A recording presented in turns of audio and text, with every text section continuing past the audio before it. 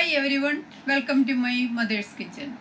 ഇന്ന് ഞാൻ എൻ്റെ വെജിറ്റബിൾ ഗാർഡനിൽ നിന്നും പറിച്ച ബീൻസാണ് മെഴുക്ക് പുരട്ടി വയ്ക്കാൻ പോകുന്നത്.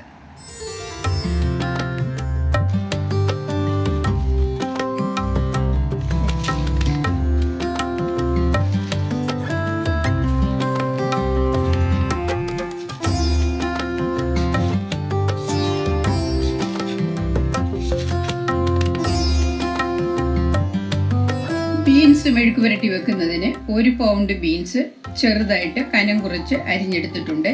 ഇനി ഇതിലേക്ക് ഞാൻ 1/4 കപ്പ് വെള്ളം ഒഴിച്ച് വേവിക്കാൻ പോവുകയാണ്.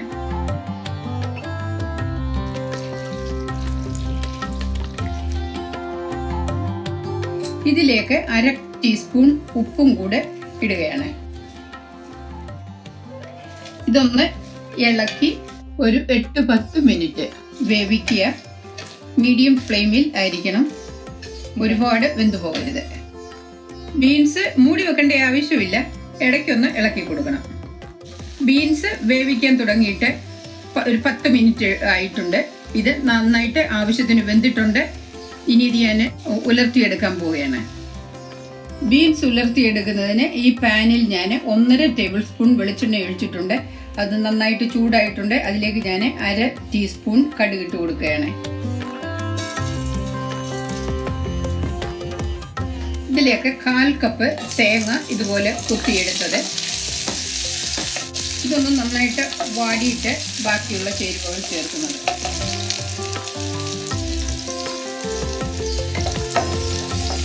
ഇതിലേക്ക് 1/2 ടീസ്പൂൺ മഞ്ഞൾപ്പൊടിയും കൂടെ ഇട്ട് കൊടുക്കുന്നു.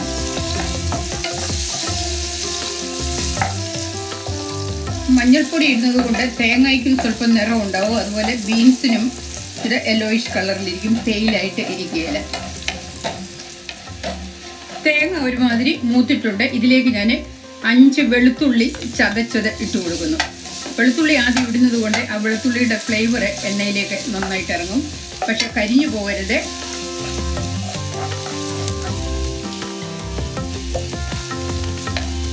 ഇതിലേക്ക് 1 സവോള ചെറുതായിട്ട് കനം കുറച്ച് അരിഞ്ഞത് ഇട്ട് കൊടുക്കുന്നു. 2 പച്ചമുളക് നീളത്തിൽ പിളർന്നതും കൂടെ ഇട്ട് കൊടുത്തു.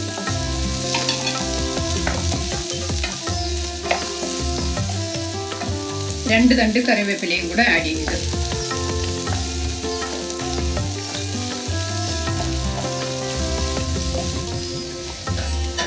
ഉള്ളി നന്നായിട്ട് മൂത്തിട്ടുണ്ട്.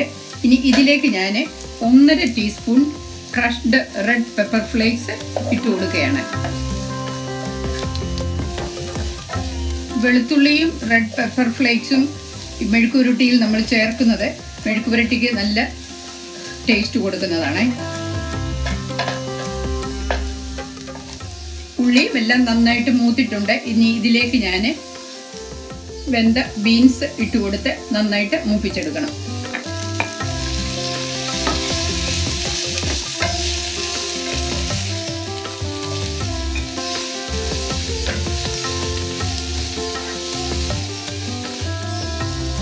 ഇതിലേക്ക് ഞാൻ 1/2 കപ്പ് ബ്ലാക്ക് ഐഡ് പീ 3 മണിക്കൂർ വെള്ളത്തിൽ കുതിർത്ത് വേവിച്ചെടുത്തതാണ്. അതും കൂടെ ഇതിലേക്ക് ഞാൻ ഇട്ട് കൊടുക്കുകയാണ്.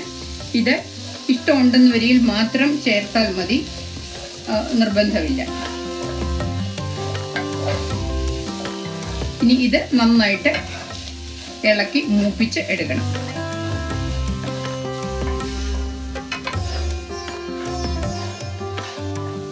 ഇപ്പം ഇതിന് ഉപ്പുണ്ടോ ഇല്ലയോ എന്ന് നോക്കി വേണമെന്ന് വരിയിൽ ഇട്ട് കൊടുക്കാം. ഞാൻ ഇതിലേക്ക് ഒരു 1/4 ടീസ്പൂൺ ഉപ്പും കൂടെ ഇട്ട് കൊടുക്കുകയാണ്. ബീൻസ് മെഴുക്ക് പുരട്ടി റെഡി ആയിട്ടുണ്ട്. ബ്ലാക്ക് ഐഡ് പീ ഇട്ടതിന് ശേഷം 5 മിനിറ്റ് ഞാൻ വഴറ്റിയുള്ളൂ. അതുപോലെ തന്നെ ബീൻസ് വേവിച്ചപ്പോൾ മൂടി വെക്കാതെ വേവിച്ചതുകൊണ്ടാണ് അതിൻ്റെ പച്ച കളറ് പോകാതെ ഇരിക്കുന്നത്.